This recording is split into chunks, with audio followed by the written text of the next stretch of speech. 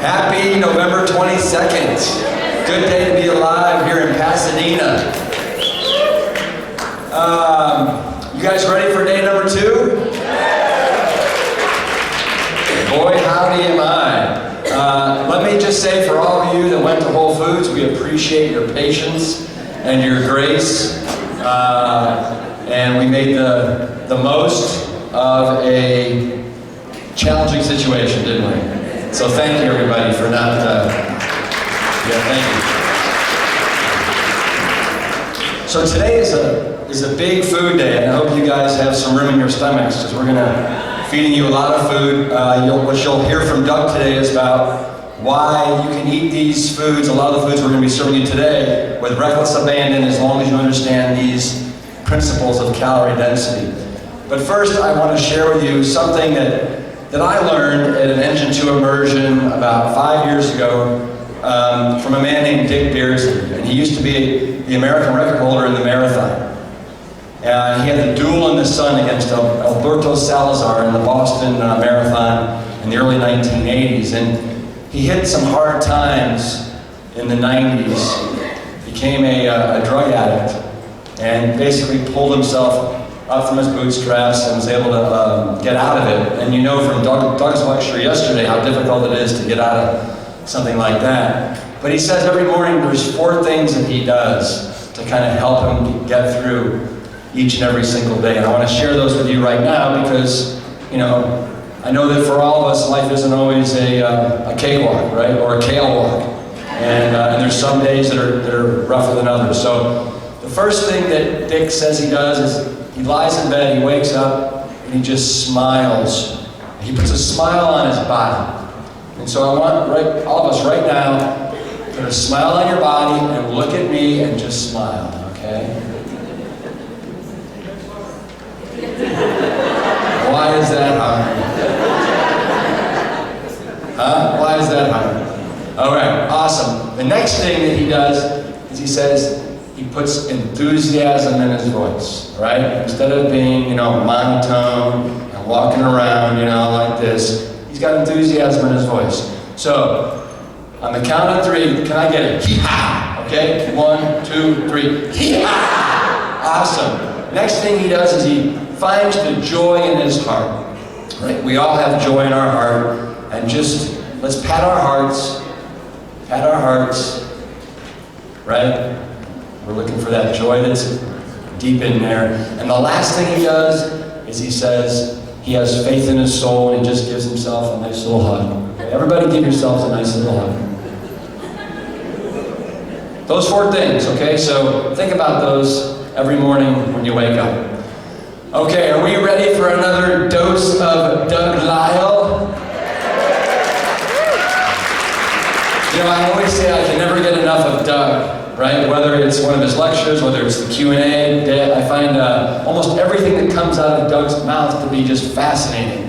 And so this is a really profound, important lecture. That's why we have him giving it to you today. And I really feel that if you can understand the principles that he's going to share with you today, and then you can apply them, that this will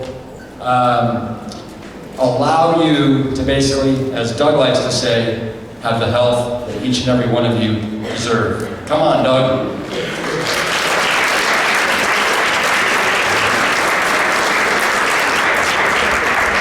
All right. Well, anybody here ever tried to lose weight? I'm going to find out what they told you, okay? All right, everybody knows what this is, of course.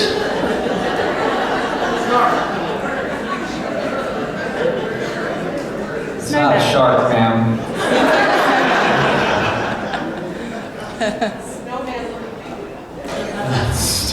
Snowman looking up. That's good. I never heard that one before. All right. Now you know what it is. It's a chicken. Of course, ma'am. And what's it doing? The great philosophical question of the morning is, there, now you know what it is. Why is the chicken cross the road? get to the other side. Chicken crosses the road to get to the other side. Why does the chicken want to get to the other side? Grass is greener. Let's think about what we learned from yesterday. There's 3 reasons, right? Okay, it could be more worms over there. Pleasure-seeking behavior. Females. Ah, there we go. You got it. Could be something more interesting on the other side over there. And there's one other reason it could be trying to go over there. Curiosity. Avoid pain. Yeah, there it is. There's something that looks remarkably like a shark that's chasing it across the road. All right. So what this is, once again, what we see that there literally is a reason why the chicken crosses the road. Of course there is.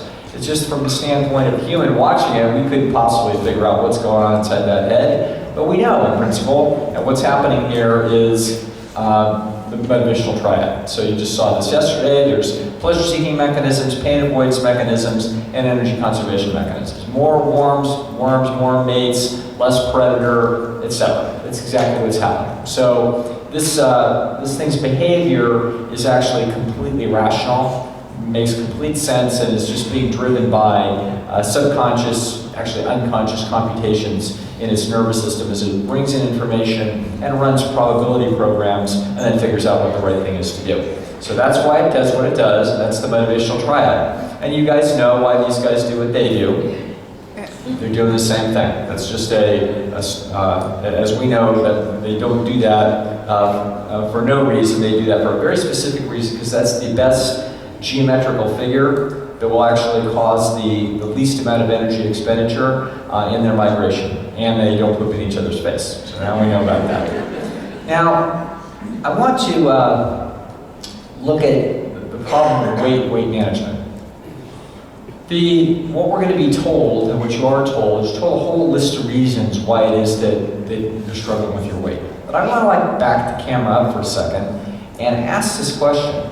We've got a couple of million species out there on Earth, and we have exactly 3 of them that are having problems with their weight. What are they? Humans, dogs, and cats. Now this will just strike you as a little bit suspicious. Just happens to be those 3, all right? So when we start looking at explanations as to why it is that people are struggling with their weight, we want to keep that in mind. I want you to keep in mind that all of the other species out there are not struggling with their weight. So this is going to give us a scientific principle, a lens to look through this problem. Oh, yeah.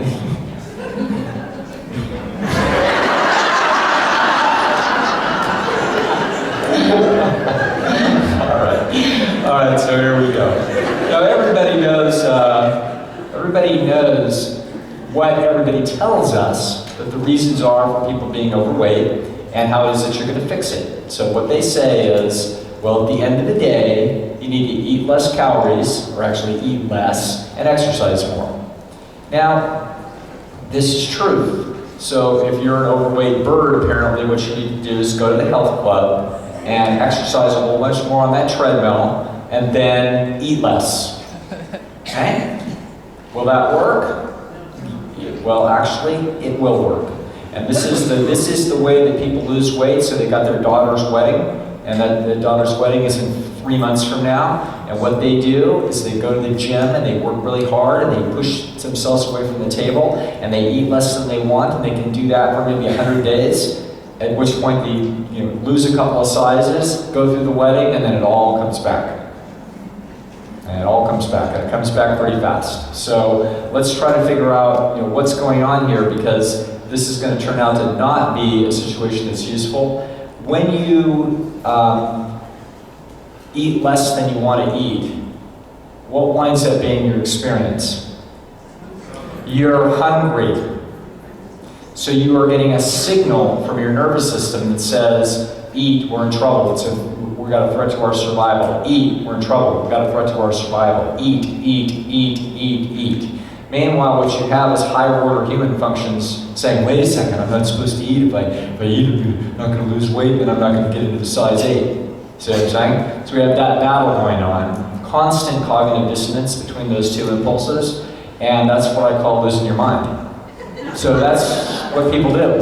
When they lose weight, they just are essentially roll up their shirt sleeves and they realize, I'm going to lose my mind. I'm just going to be in torture until this thing's over. So I have some date and I have some very specific notion. Maybe I'm going to try to get into a bathing suit next summer. You know what I'm saying? Because we're going to go on a trip to the Caribbean. It's like, okay, I'm going to do it. To just grind till then. Put up with that cognitive dissonance. Have superhuman, self-discipline. And then when it's over, and it's all coming back. That is how people lose weight. Okay? That's how it's done. Now, behind all this, what we're going to find out is the thin people are talking behind the heavy people's backs. And what they're doing is that they will say the following things. They'll say, wow, have you seen Sally lately? Oh my God, I have too much self-respect for that. I'd never let that happen to me. I know, because it just so happens to be the way I look when I'm sitting at the table, one table over, they're completely unconscious about yapping like that, and I can hear them. Okay? This is how it is that the thin people think. And that it's going to turn out that there's reasons why they think that, and they have actually no idea what they're talking about. As the whole world is very ignorant of what it is that I'm going to be showing you. These folks believe that they're thin because they have greater self-discipline. That's what they think. That's actually what they believe. They have had something happen to them many times, as I have. There's a time when you're eating, that if you're eating something that is very high calorie density, say at the end of a meal, or the whole thing was high calorie density, that you will cram in food all the way to the point where you almost feel like throwing up. Now, there's a reason why people do that. Animals will do this too. The way the stomach is built, it's got sort of a part to it at the very top of it, we're going to call the fundus. And you usually don't have to fill it. But in our natural history, if sometimes, once in a while, there was very high calorie dense food around, guess what you do? You cram it all the way up and fill the fundus. That's what you do, because that food is very valuable for your survival. And if it turns out that you're actually able to add a half a pound of fat on you by filling the fundus, fair enough. That food is going to help us if there's a famine in the next 6 months. See what I'm saying? So this is what this is, and in fact, the cramming the food in, there's a low-grade anxiety to do that, and that's where your little old mother or grandmother would push food on you and try to get you to clean your plate, because there's an anxiety about wasting food. That this isn't because your grandmother grew up in the Depression. No, this is human natural history. This goes way back. Remember I told you about human nature? This is one of those instincts that's actually in the system. So if there's high-calorie dense food, it's not really worth it to cram the carrots in. You know, what are the carrots? There's no, gee, there's some leftover salad. Let's make sure we clean that up. No, that's not what it is. But anything with very high-calorie density has a great deal of survival value. So you cram that in, fill the fundus, practically feel sick. You see what I'm saying? That actually has survival value. Now, the only things that you're going to do that with at this point are going to be really high-calorie junk food. So every once in a while, people just eat all the way until they can't put any more Haagen-Dazs in them, including these people. So these people have, on occasion, filled the fundus with Haagen-Dazs or barbecue potato chips or whatever it is. And so when they're looking at Sally, and they see that Sally's 40 pounds heavier than they are, they're thinking, she must do what I do once in a while all the time. See what I'm saying? That's the only reasonable inference that they can make. They think, well, how is that possible? Because I know I'm not perfect and I do this thing now and then, but look at me, I have enough self-discipline to not do that every other night. That must be going on constantly for that to happen, you see? And so that's why there's an inference behind this that says that people that are overweight must have a bunch of psychological switches that are haywire. And that must be what's going on. Now, and then we're going to have the media and the experts weigh in, and we're going to have a whole bunch of thoughts about why it is that there's weight problems. So the word of the day now is portion control. Now let's just back up for a second. Got 2 million species. 1,999,997 are not having any problem with their portions. They're eating exactly the right amount of food. They have a neural design that makes sure that they don't eat a little bit too little, because otherwise they'll starve to death, or a little bit too much, because then they'll get overweight. And if they get overweight, what's going to happen if you're an African gazelle and you're a little bit overweight? Oops, you're going to get selected out by the cheetah, right? There's no way that the neural design of organisms is designed by nature to put extra weight on an animal. It's a disaster. So the experts, of course, aren't thinking this way. So they're like kindergartners. They're like, oh, well, I know what the problem is. You're eating too much. So you have to eat less. So here, we're going to control your portions. That's what they're thinking. Brilliant. Now, other thing that they're going to say is there's a lack of exercise. There's the two basic things. But the only problem is, when you actually look at animals in the wild, where you change their circumstances, where it makes it more benign. So if you go down to San Diego Wild Animal Park, and you watch the gazelles walking around Africa out there, guess what? No predators. They don't let the predators and the prey animals in the same pen. And guess what? They don't get fat. They aren't having to run around. What happens is, well, what even happens to a marathon runner when they start running marathons? Oh, well, they better eat more, right? In fact, they better eat exactly the right amount that makes up for the physical activity that they're putting out. And what if they then start going from their training regimen from 12 miles a day to 8 miles a day? Oh, well, then they better have a compensatory change in their hunger drive, shouldn't they? Well, what if they sprain their ankle and they're laid up for 2 weeks? What happens then? Well, they better have a compensatory thing in their hunger drive that makes up for that. See what I'm saying? That's exactly how it works. So when those gazelles are wandering all over San Diego, they're not getting fat.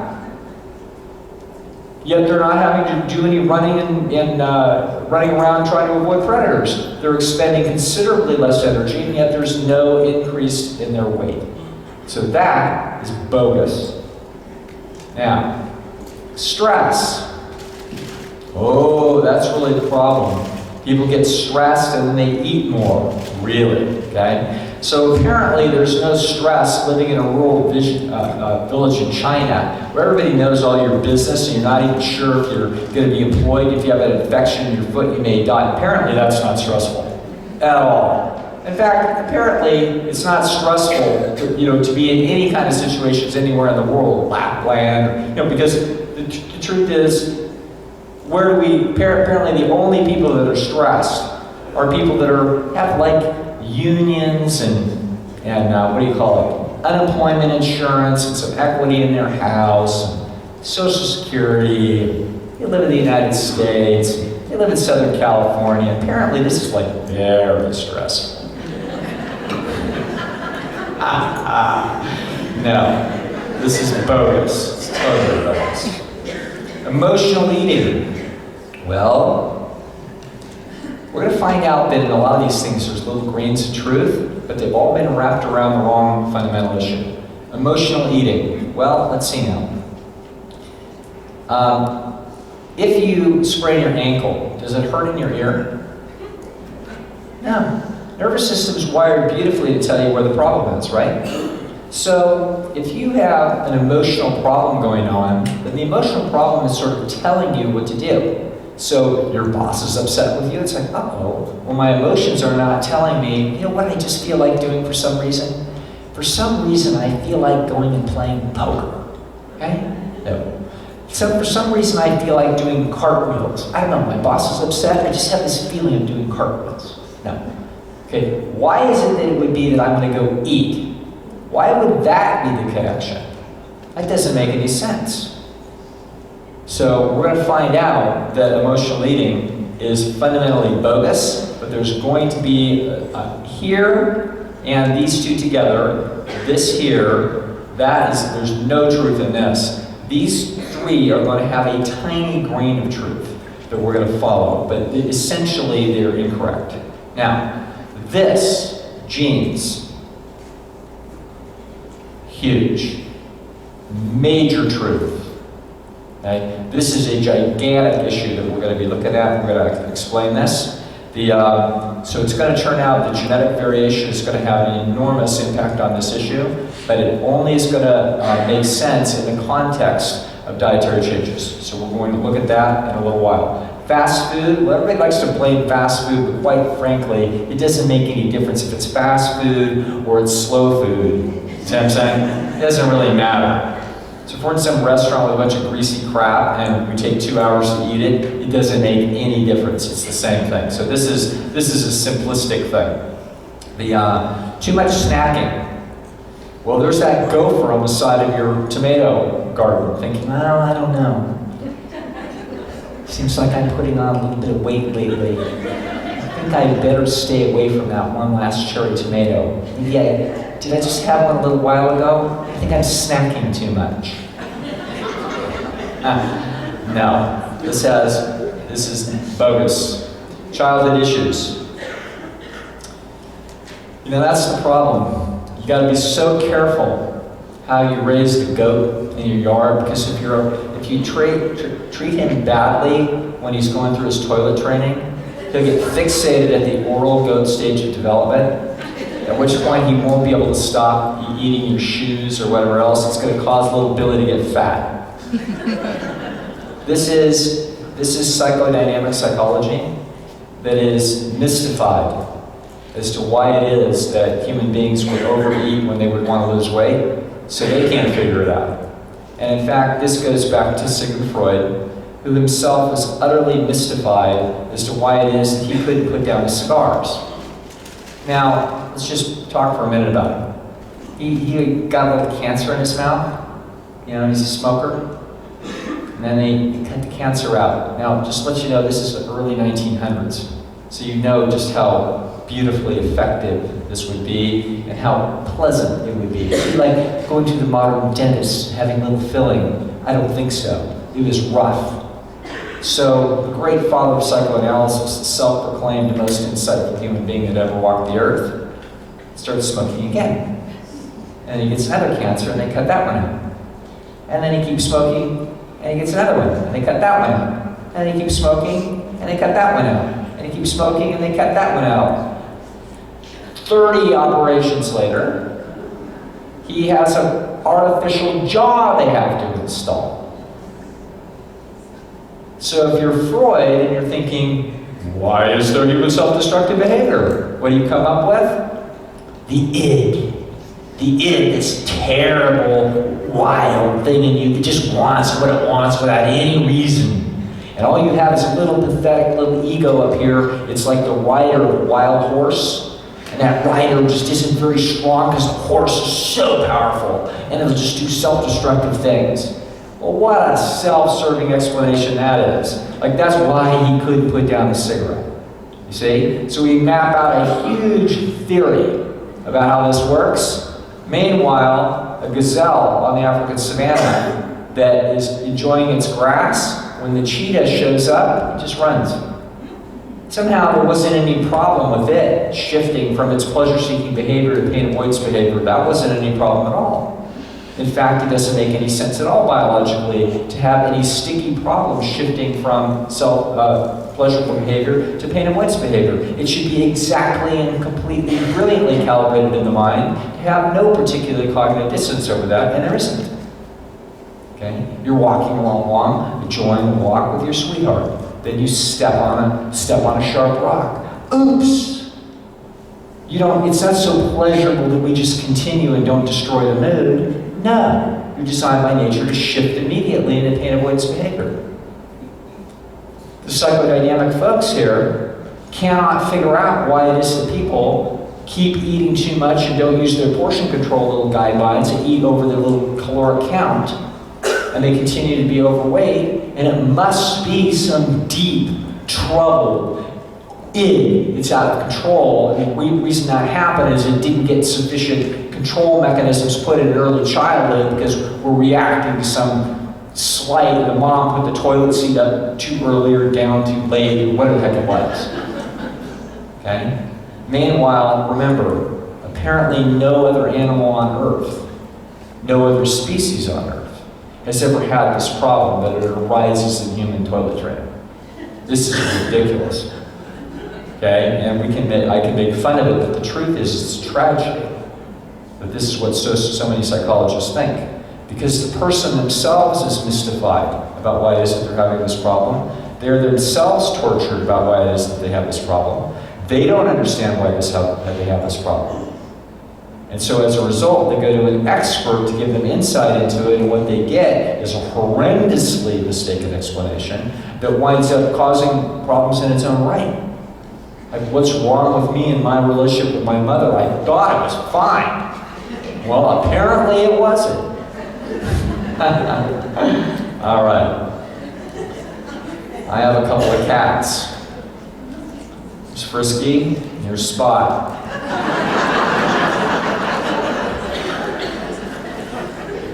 Now, this is me. Here we go. We're gonna feed them now. They're looking up at me early in the morning, usually earlier than I want. And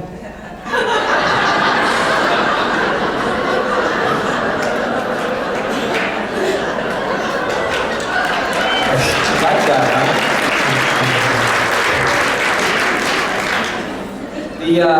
These guys are eating out exactly the same food. They're eating commercial food that's fancy because they like it. And Spot is heavier than Frisky. They're eating exactly the same food. Had them since they were kittens. They were both treated the same way around the cat box. I wasn't harder on one than the other. And this is what we get. Okay? So this is going to be genes interacting here to try to help explain what's happening. Now, everybody knows who this is, of course. It's Isaac Newton, right, exactly. So this guy is sitting under a tree in 1600s. He's about 20 years old or so. And an apple falls and hits him on the head, or something close to that. This is apparently like very close to a true story. And he's looking up at the moon in the midday sky. And he says, well, wait a second. If the apple's falling, how come the moon isn't falling? And so he has to go to a little bit of trouble to figure this out. He has to invent differential integral calculus and inverse square law, and he winds up with the law of gravity. Oh, well, like that's impressive. Now, so he winds up with a universal principle that explains all the heavenly bodies and everything else. Now, it's going to turn out that when we look at weight management of animals, we can look that there's a universal law. It's clearly operating. It's going to be what we're going to call the law of satiety. That animals eating to their full satisfaction in their natural habitat will, over time, neither eat too much nor too little. It would be a disaster if they did anything different.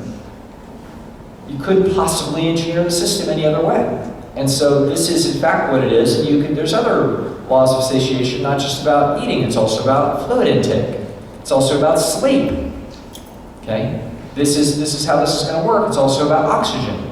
So somebody in here has at some point climbed some stairs in their lifetime, at some point, 13 years and 4 days ago, that you forgot that you climbed those stairs, didn't you? You were in Denver at the time, you were visiting your sister, she lived in an upstairs apartment, you climbed those stairs, and you have now forgotten that happened.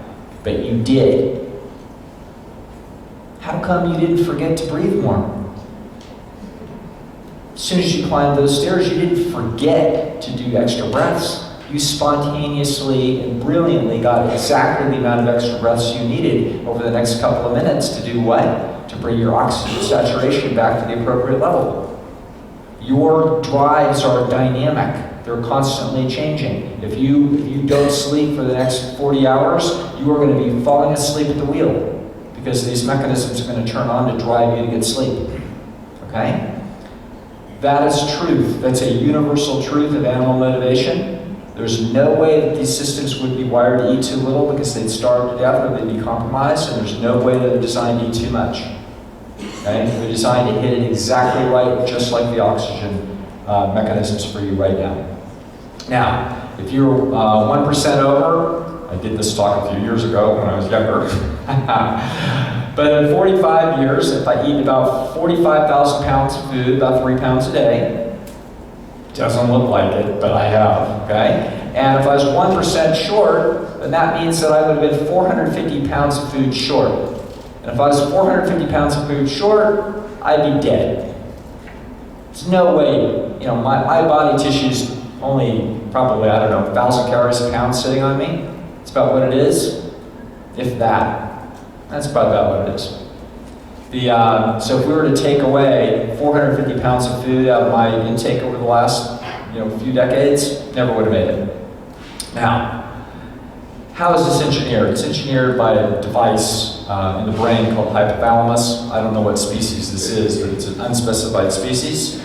And in all of these species, they have this mechanism. You've got a hypothalamus, and what this hypothalamus does is it's taking in data from all over the body and trying to figure out whether or not we need to eat a little bit more or eat a little bit less. It's constantly changing. It's a moving target.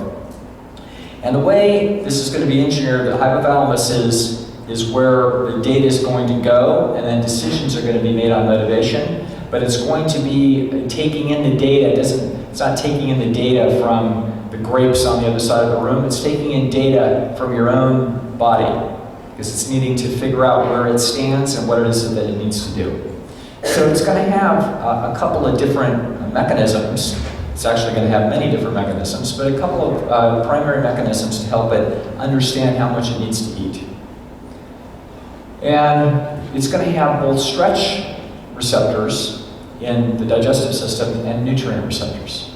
So when you put food in your stomach, the brain is trying to categorize what the food is, and it's also trying to analyze how much of it you gave it. So if I had a little cousin named Lisle, and it was his birthday, I said, "Leroy, come here. It's a change for you, just like last year when you were 4. So now you're 5. Here's your Uncle Doug's present." Give him a big bunch of change. What's the first thing he does? Counts it. Not quite. It's a trick question. What's the very first thing? He receives it. The very first thing is he feels kind of how heavy it is. It's like, about how much did you give me? That's like stretch reception. It's about how much did you give me? If you're hungry and I throw you a sunflower seed, there's going to be no stretch reception in there when you eat that sunflower seed. It needs to be big enough relative to the size of the organism to have essentially the amount of food that was necessary in the natural history to have that organism run for a while. That's what it is. So in humans, we eat more or less a pound or so of food, more or less about 3 times a day. That's what people do. People eat between 3 and 5 pounds of food a day. That's just what humans do. They don't eat 10 pounds of food a day. Now, think about that, like a 5-pound sack of potatoes. That's a lot. It's kind of what people are designed to eat. If you're a smaller person, it's 3/5 of that sack. If you're a bigger person, you might eat 6 pounds of food, but somewhere in there is what you're eating. That's going to be cataloged by stretch reception. Now, but if I said, okay, what we're going to do is I'm going to feed you, here's an enormous, 5-pound sack of lettuce. If I feed you that at the end of it, you're actually still going to be hungry. Because that lettuce only has 100 calories a pound in it, so you would have eaten 500 calories. So you eat 5 pounds of food. I just gave Leroy a bunch of pennies. It's like, wait a second. This is nothing in here. You see what I'm saying? So that's nutrient reception. So the system is also going to have chemical receptors that are going to try to figure out what did you give me? How much fiber is in here, how much carbohydrate, how much protein, how much fat. See what I'm saying? It needs to do this calculus. And you might say, well, why does it need to do it? Answer, because it does not want to systematically undereat. Because if it's systematically undereat, you're going to essentially get compromised, starved to death, not be able to grow your bones and your muscles and your teeth, and you're going to die on the savannah. If you systematically overeat and didn't appreciate how many calories you got, and you essentially overate and overshot it, then what's going to happen is that you're going to compromise the body by getting too much weight on it. You're going to put stress on joints. And interestingly enough, in our species and others, when females get large, it mimics pregnancy. Okay? And when it mimics pregnancy, men find that less attractive because the duty's already been done. Why do it again? You see what I'm saying? And so as a result of that, it reduces the sexual attractiveness, not just in humans, this is also across other species. When females are pregnant, they're less sexually attractive. Well, so it would be a disaster to have a brain that wasn't cataloging the food intake when the food was richer, and the female not to back off her hunger drive, and to go ahead and overeat, and to overeat, put on weight, look like she's pregnant, and then not become pregnant. That's a genetic disaster area. There's no way that species would ever be designed that way. And you're not designed that way. So this is why you have to have both stretch reception and nutrient reception in your digestive system in order to make sure that you're eating the right amount, just as you've got the very same feedback systems in your breathing. Okay? If we were to dial down the oxygen content in the air by 10%, you'd never know it, but you'd unconsciously start to increase your respiration. That's what would happen. That's exactly what happens when you go up the mountain and the air gets thin.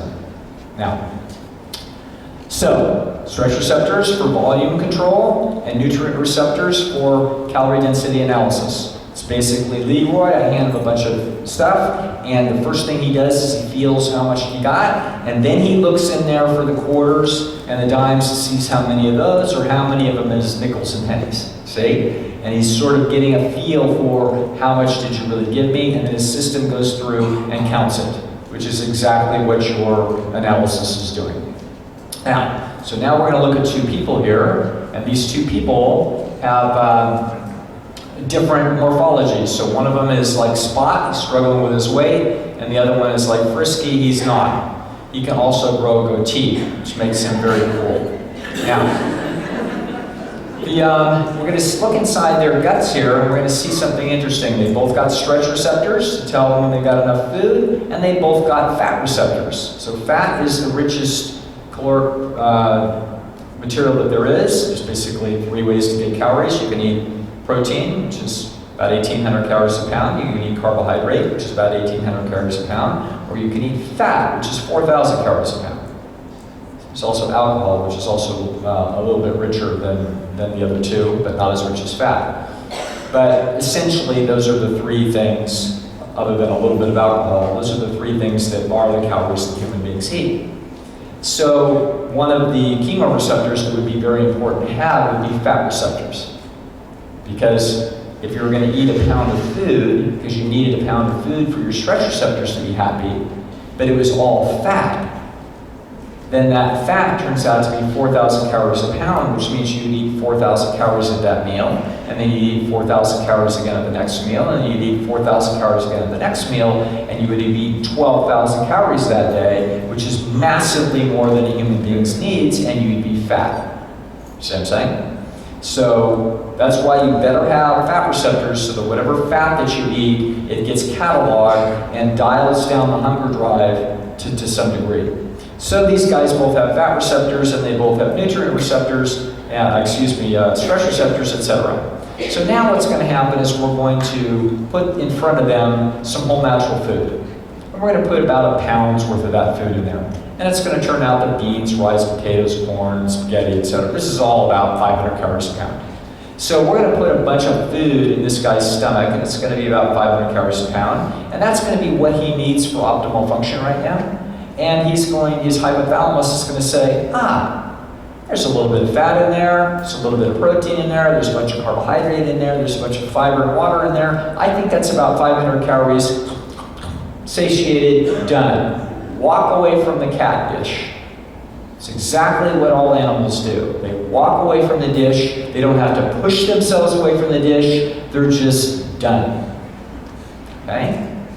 This guy's going to do the same thing. We're going to put that same 500 calories in him. These guys are genetically very similar in terms of their size and energy utilization, so it's also going to be true that this guy's going to need about 500 calories too to hit his satiation mechanisms, and it does, and it works perfectly, and he has not overeaten.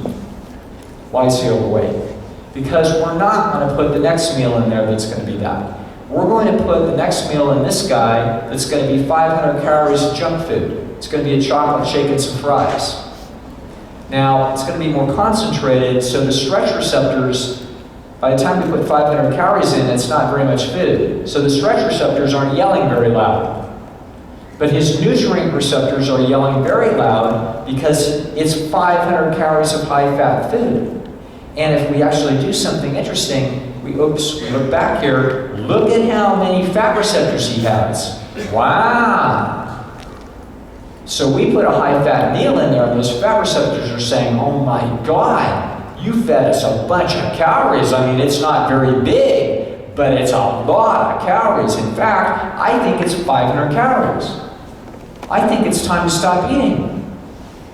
But when this guy gets his chocolate shake and some fries, he's only got this many fat receptors.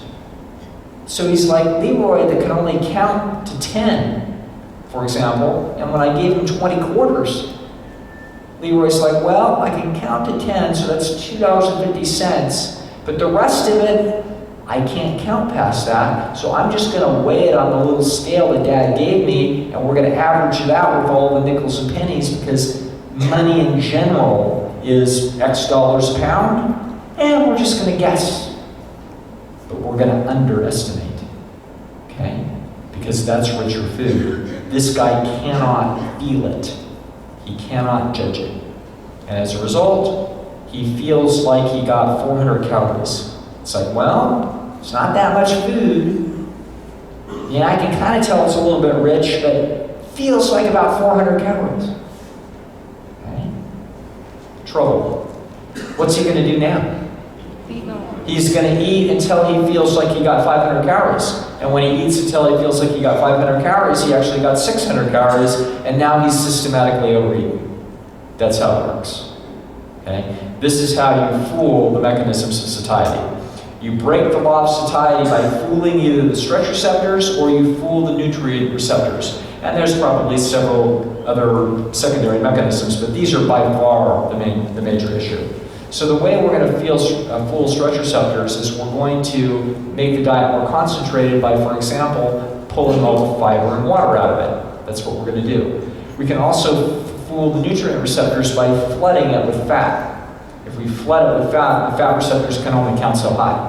And so we've now overwhelmed the system in terms of its ability to actually do this mathematics. So these are the primary causes. We remove the fiber. We can also damage the fiber. So this is what the doc was saying yesterday about smoothies. He's saying, look, you know, I don't know how upset it would be about a smoothie now and then. I have a smoothie now and then. But I do look at it as kind of a treat. You know what I'm saying? And I recognize that what I'm doing is I'm damaging a bunch of fiber in the system. Now, I'm not that worried about overeating. I'd be more worried about, what he would say, liver damage.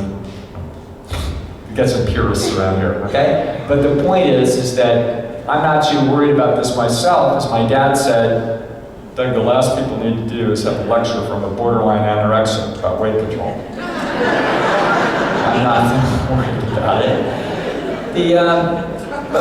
But fiber damage is by the processing of carbohydrates, all the grinding of carbohydrates is going to be, so white bread, bread itself has some fiber damage, certainly, but white bread's going to be worse because we also remove the fiber. And as a result of that, the more we process foods, the more damage we're doing to the fiber, and therefore the more we're going to systematically overeat them. And also, if you simply add oil to foods, which is usually the biggest issue that people have in weight loss, a little bit of oil is so rich that you don't even know it's there. So experiments at Penn State University have shown that if you take young women and you feed them a bowl of pasta with vegetables in it, typically they'll eat about 500 calories before they're satiated. They're fine, they've had all they want.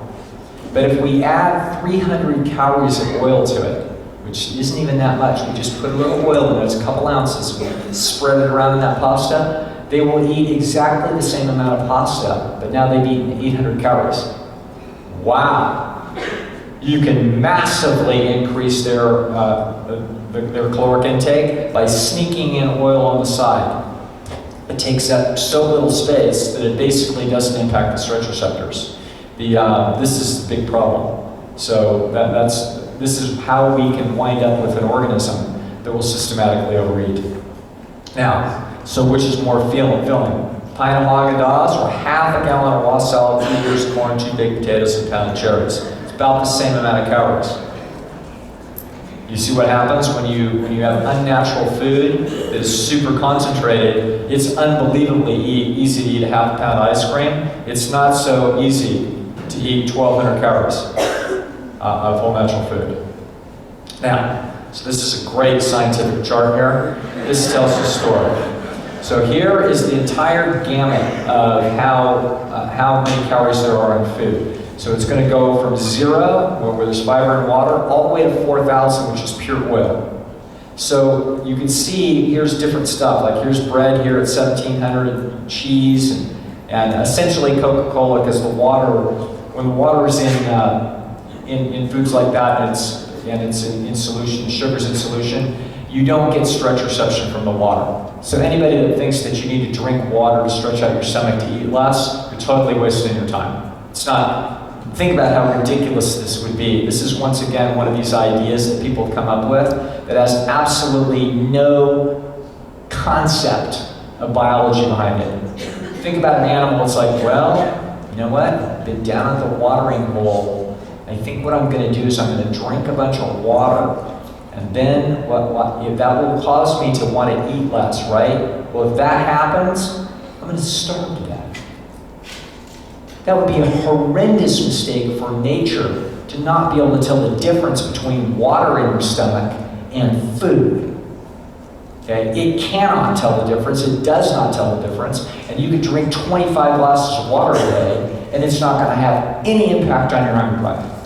The problem is people will think it does because right after you drink it, it seems like it does.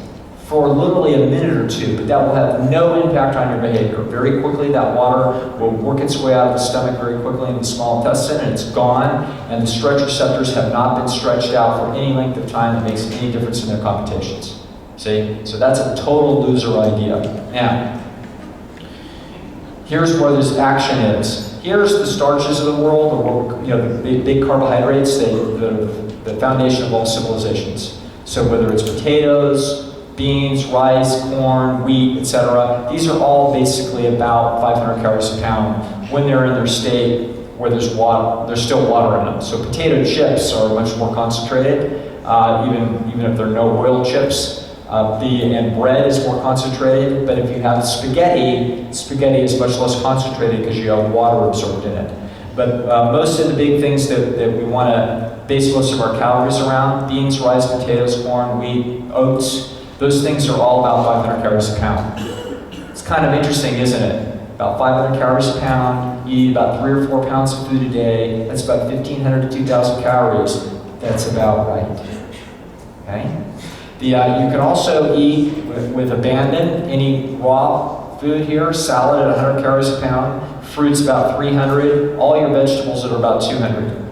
So essentially, let's think about this. You could eat a pound of salad, that's 100, a pound of vegetables a day, that'd give you 300, a pound of fruit a day, that would give you 600. You would eat 3 pounds of food, you've only had 600 calories.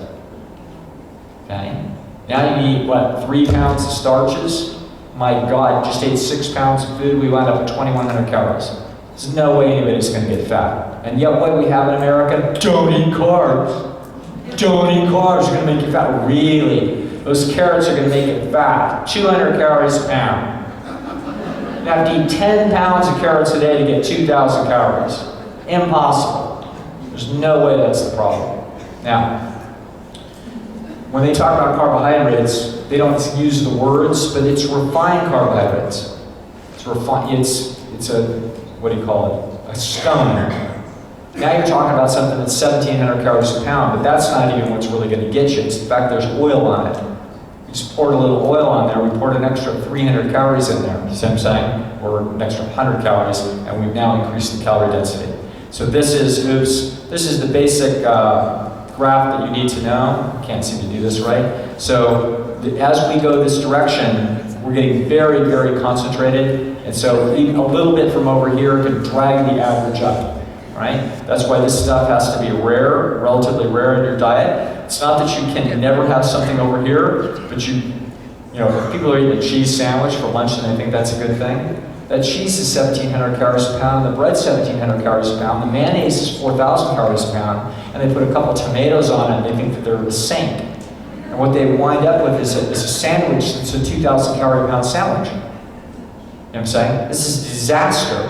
This is not what this organism was designed to eat. And if you eat foods that rich, the system just cannot possibly figure it out. Now, so here we just have a schematic. Here's 4,000 calories of oil, or 400 of oil. Here's chicken. Here's spinach, eggplant, beans, etc. That's how it works. We need to let this body have the food that it was designed. Here's American food consumption by calories. Essentially, people are eating very rich foods and very little of the fresh fruits and vegetables. Essentially, they've got it backwards. Just have to eat a lot more whole natural foods and then we won't have a problem. Oh, forget about that graph. Now, this is a graph I want you to see. Here is excess fat on an organism. Here is the amount of artificially concentrated foods that we put in it. So as we move this direction, the organisms are going to start to systematically overeat. But it's going to depend upon their genetics. So here we have somebody with skinny genes, and they're eating a modest amount of processed food. They're almost at perfect weight. Here they're eating, you know, they're, quote, a healthy eater, but we know what that means. And that means that they're eating quite a bit of rich food, but they're just a tiny bit overweight. Now, they don't know they're overweight, but they're actually a couple pounds, 2, 3, 4 pounds overweight, of absolutely ideal. Now, here we have them eating junk food with both hands at McDonald's every morning, and hot dogs and hamburgers, and etc. But you know what? They have too much self-respect to be overweight. Look at Sally. See what I'm saying? This is almost 100% of every thin person in the United States. Because almost every thin person in the United States didn't earn it at all. No way. Watch them eat. Watch what it is that they eat. What they eat is this food, and that's the result. That's just genetics. That's how that works. Now, here we have a person with average genes. Average genes, if they eat a little bit concentrated food, they're going to be a little bit more overweight. Then if they eat more of it, they're going to be more. And if they eat a high amount of it, they're going to be up here. That's America. America's average genetic stock on this issue is going to be systematically overeat by a fair amount, and we're going to have problems. Here's somebody with very hefty genes. Now we got a big problem. Even if you're a little bit out of line, you're in trouble. Okay? I had a woman that came into my practice, walked through the door, and was 338 pounds to 5'4". She came in, she said, you know, what I need is a psychologist. I need you to sign a thing that says that I'm okay for bariatric surgery. And I said, all the gin joints. How did she walk into my door? I said, no, I won't sign it. How come? I said, well, because I don't want you to cut out precious organs. I don't want you to mutilate yourself. There's another way. Oh, well, I've tried every diet. No, you haven't. Of course she tried everything. 75,000 books written on diets. That's how many are published. People are completely mystified. They don't know what to do, including this guy. Hard to talk her into any changes. She liked me, so she just kept coming, and we kept chit-chatting, and her daughter was a swimmer, and she just liked to chat. She didn't want to make any changes. Talk about a frustrated psychologist and a frustrated patient. But she wasn't going to get that surgery. Okay? She knew that I knew something, and I was so vehement about not her doing that to herself. So finally, about 8 months later, I said, okay, just make one change for me. You know, I think I put the bar too high. In the morning, instead of eating an omelet, what I want you to do is just maybe eat some oatmeal. Okay? There's no vegetable fiber in this woman's diet. So just eat some oatmeal. I don't care what you put on it. Brown sugar. I don't care if you put maple syrup on it. I don't care if you put Count Chocula in there. Just please. She did. Over the next several months, she went from 338 to about 260. That's all the only change. And she stopped right there. Wouldn't make any more changes. It's like, couldn't you make, no. She said, you know, Dr. Lisle, the truth is that now when I go to my daughter's swim meets, I'm just like a lot of the other people. So now I'm accepted, I'm fine, I'm happy, I don't need to do it anymore.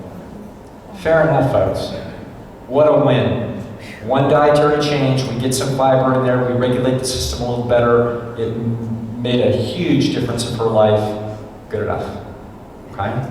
Now, why did we get these? Why are there differences in genes? Well, because ecological circumstances drive people to have different regulating systems around this. So in the South Sea Islands, when people left the coast of Asia several thousand years ago, they get on a boat because the head man wants to be with my woman, so we're leaving. So we all leave on our boat, and we go out in the ocean looking for an island. And some of us die on the way there of starvation. Who died? The thin people.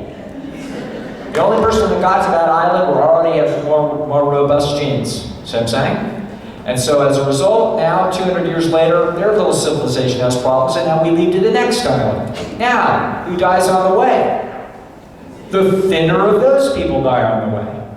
So by the time you migrate through Micronesia, the only people who are left are going to be the really thick people who are very curvy, attractive females, very big, strong males that can be linemen in the NFL. That's who they are. Everything's great until what? We add processed food. We add that, now we have a disaster.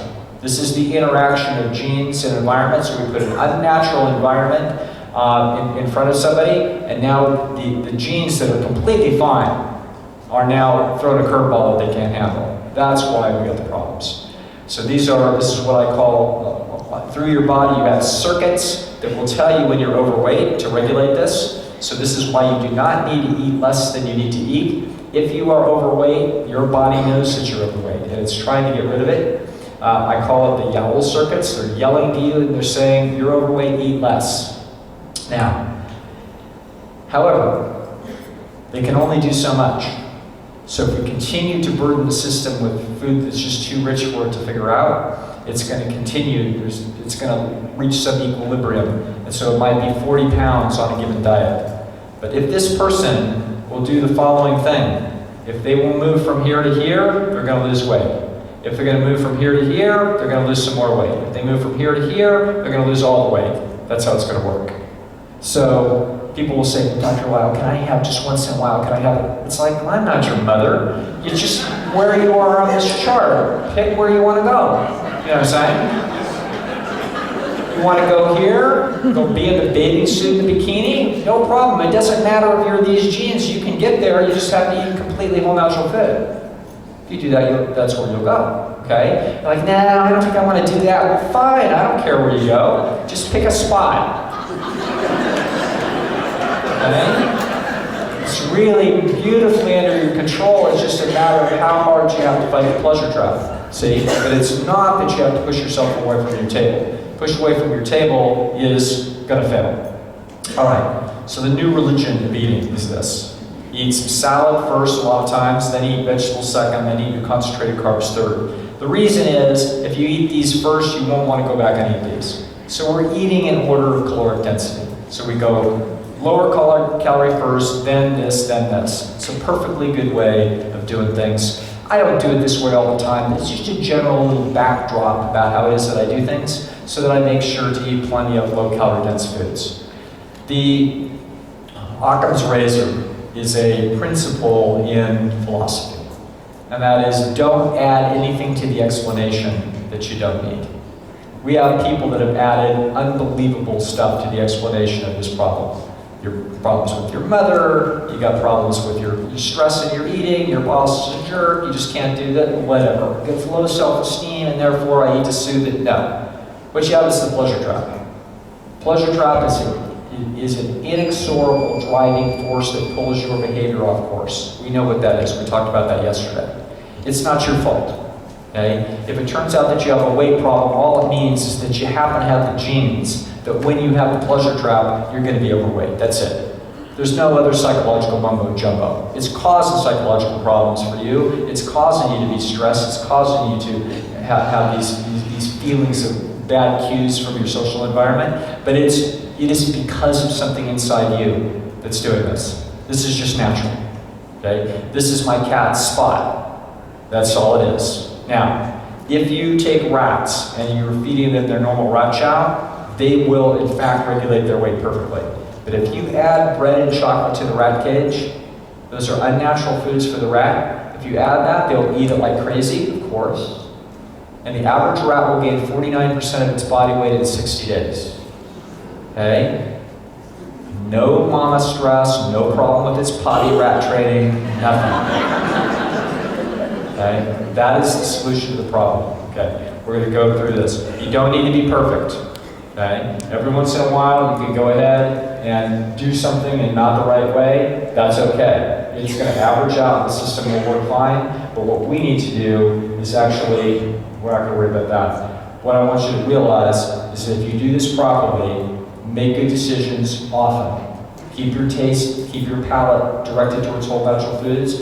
If you do this, you do not need to count calories. You just need to make good decisions, and you'll have the life you deserve. Thank you very much.